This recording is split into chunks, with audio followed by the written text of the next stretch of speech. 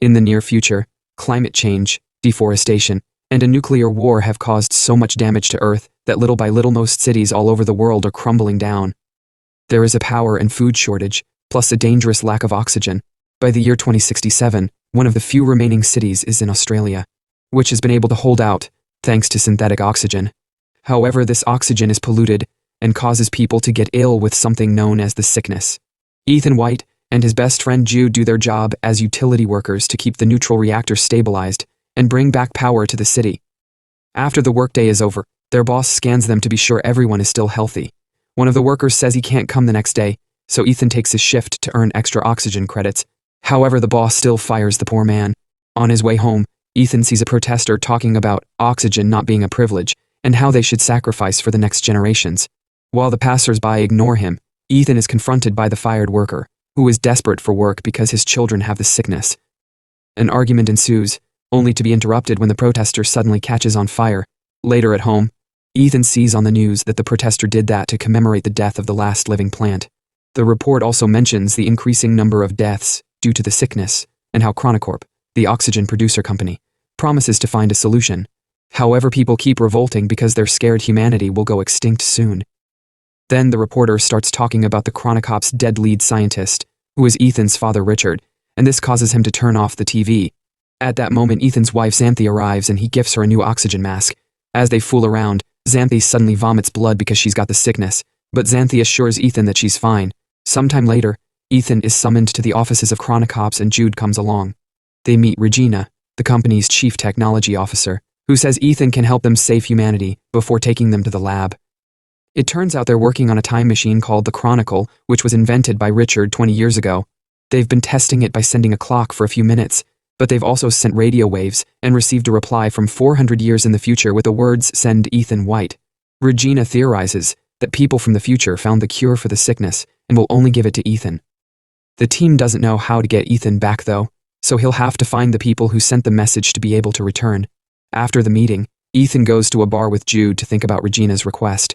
Ethan doesn't want to leave Xanthi, but Jude points out that staying means Xanthi dying, while going may mean saving her for years to come. When Jude tries to bring up Richard, Ethan reminds him that his father disappeared after leaving his 8-year son, with nothing but a self-deletion note and a weird device on his wrist. Ethan thinks his mother wouldn't have died if Richard had been around, so he refuses to do the same to Xanthi. However, Jude thinks that not to be like Richard, Ethan must save Xanthi. After Jude leaves, Ethan thinks about his 8th birthday. He waited all day for his dad, but Richard arrived late, and his present turned out to be a weird box. He put little Ethan's hand inside this box, telling him he'd have to make an important choice someday, and suddenly an electronic bracelet closed around his wrist, causing it to bleed. As the boy cried in pain, Richard told him that the bracelet wouldn't come off and left the house, ignoring his wife's protests. Then Ethan also can't help remembering his mother's death, and decides to go home to tell Xanthi about Chronocorp's plan. He doesn't want to leave her, but Xanthi asks him not to use her as an excuse to avoid saving humanity, and to have faith. She also mentions all the kids in her class that have died, saying she's afraid. Later in the evening, Ethan goes to the roof to watch the city, and desperately tries to remove the bracelet as he again remembers the day his mother died on the streets. That day Jude found him and shared his oxygen mask with him. In the present, Ethan screams as he makes his decision. The next morning, Ethan leaves a metal flower for Xanthi, with a promise that he'll return, unaware that she's actually awake and crying. When he makes it to the Chronocorp's office, he makes a deal with Regina. He won't go unless Xanthi gets the first dose of the cure. Regina accepts, and they immediately go to the lab, where the scientists explain to Ethan how to use the special suit and a small pocket computer called Archie. Jude shows up as well to show his support, promising to watch over Xanthi. Once he's ready, Ethan steps into the machine and electricity wraps around his body until the machine shoots a blast of energy, sending Ethan into the future. A hole opens in the sky, and Ethan falls at great speed until he lands in the middle of a rainforest, instantly fainting. When Ethan wakes up, he notices his suit is burning and immediately takes it off, crawling away from it right before it explodes. Then Ethan's body has to take a moment to get used to the sunlight and the clean oxygen, which have allowed vegetation to regrow in the whole area. After admiring nature for a while, Ethan uses Archie to check his location, but Archie can't connect to any satellite. He ends up releasing a magnet into the ground, which allows Archie to sense nearby structures, and she guides Archie to the nearest facility.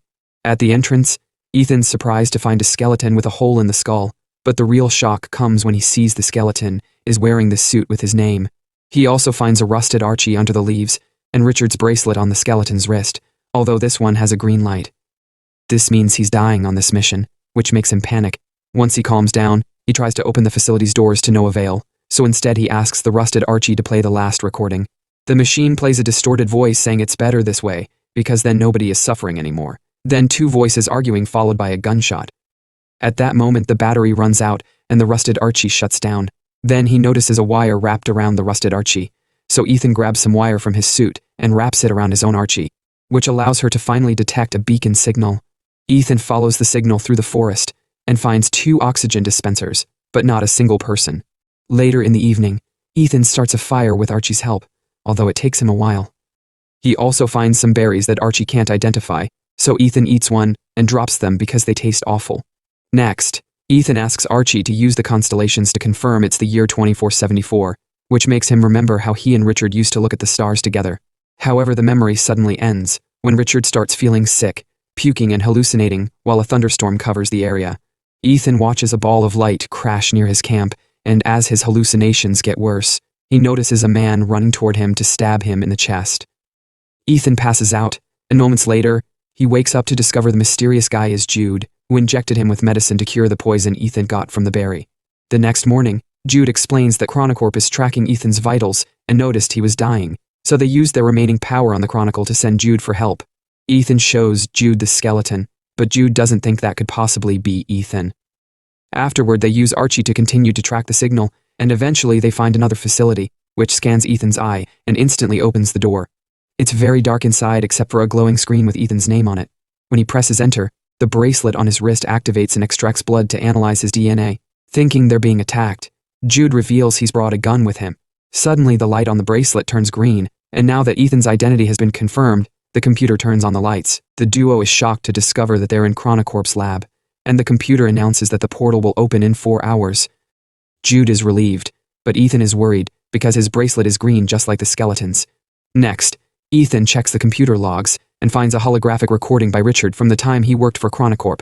Richard explained that they buried a monitoring station, which would send data from the future when the air became breathable. In the next entry, the team prepared to receive a reply from 2474, but they only got the word "send Ethan White." Regina asked if they could send matter now, but the report indicated that there was a problem with the power in 2474. Suddenly, the lab system goes off, and the computer alerts Ethan of an issue with the nuclear core power. Ethan makes Archie run a diagnosis, and they discover the power feed is corrupted, meaning they won't be able to return to 2067. The computer also warns them that if they don't fix the issue before the countdown ends, there will be a nuclear explosion. Jude rushes to find tools, but Ethan is stuck on the implications of what they've learned. Chronocorp knew about the power failure because they received the message long before calling him. And that message was set from here, meaning they fixed this place and found a cure. He wonders why Chronocorp didn't tell them about the power failure and sent Jude instead of a medic, but Jude just says he was the only one who volunteered. Then Jude insists they should work on the repairs, but Ethan wants to analyze their situation first, which almost causes Jude to get aggressive. As Ethan steps back, Jude calms down and asks him to notice how serious the situation is, so Ethan agrees to go to the access tunnel for repairs as long as they search for the sender of the message afterward. The duo crosses the forest and heads to the city, only to find it in ruins and covered in vegetation. As they explore the area, they find a lot of skeletons, and Ethan realizes nobody survived the year he came from. The Earth just waited for humans to die, and then replenished itself. Getting worried, they go to Xanthi's school and find the skeletons of the students, meaning they died right there in the classroom. If nobody was around to move the bodies, Ethan can't help assuming they'll fail the mission. Then he finds one more skeleton. It's Xanthi's, and the metal flower is in her hand. As grief takes over his mind, Ethan remembers the night Richard called them to meet somewhere, but they were followed by a stranger who killed his mother and stole Ethan's oxygen mask. Richard never showed up, but Jude found Ethan and saved him. The memory causes Ethan to have a panic attack, but Jude helps him calm down. Ethan cries and regrets leaving Xanthi alone, still thinking they won't be able to change anything. However, Jude says they're better off because no one is suffering anymore, which shocks Ethan because those are the words he heard from the rusted Archie. To confirm it, Ethan plays the recording again, and he realizes the argument ends with Jude shooting him. At that moment, Jude takes out his gun, and Ethan wants to know why he has it since there's nothing to fight here. An argument ensues until Archie reminds them that there are only 2 hours left for the nuclear explosion. Jude drags Ethan to the tunnels, and they notice the nuclear core is fried. so they'll have to reroute the power. Their attempts to do so immediately fail, and the computer tries to shut down the door for safety. Jude manages to block it with a metal bar, but when Ethan hears the computer say that the chamber needs depressurization, he removes the bar, leaving Jude outside to save him. Then Ethan activates the oxygen purge, which restores the power but causes him to faint. A desperate Jude breaks the glass, letting oxygen back inside to keep Ethan alive.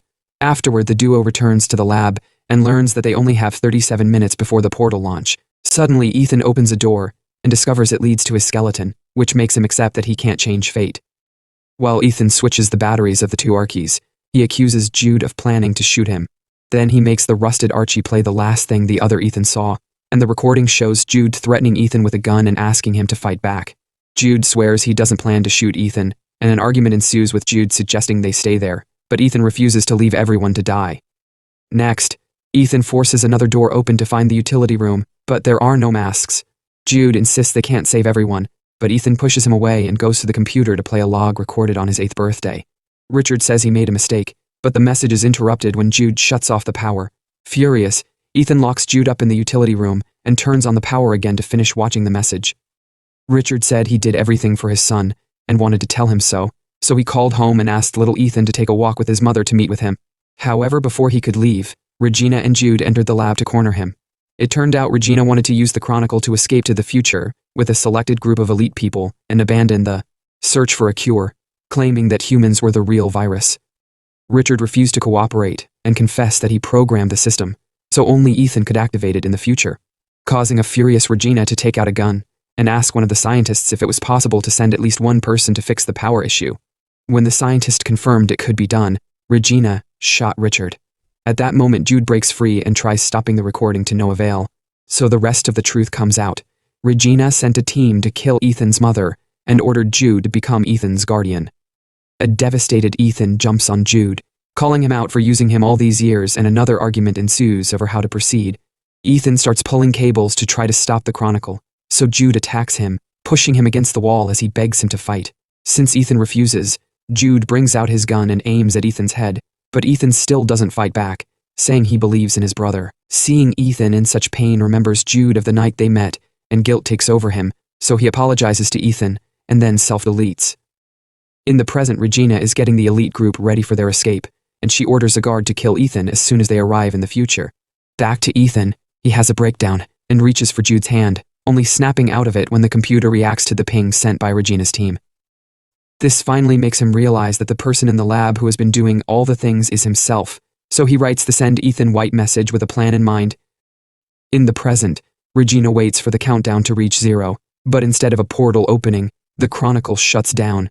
Inside the machine, they find a gift from Ethan consisting of a bunch of plants, a can, and a video of Richard's murder. In the future, Ethan destroys the Chronicle so nobody will ever use it again. Soon, newscasts in the present are covering Regina's arrest and how scientists are working with the plants to start ecological regeneration. A Chronicup employee brings the can to Xanthi because it has her name on it, and when she opens it, she cries when she sees a real flower. In the future, Ethan buries Jude's body by the river and leaves the metal flower on the grave. Suddenly, he sees a butterfly nearby, and as he remembers his father teaching him that everything in the universe is connected through time, Ethan rushes back to the facility to discover his skeleton is gone. Excited about the possible changes, Ethan runs through the forest to reach the city again, and this time he discovers humanity has survived and developed buildings that safely blend with nature.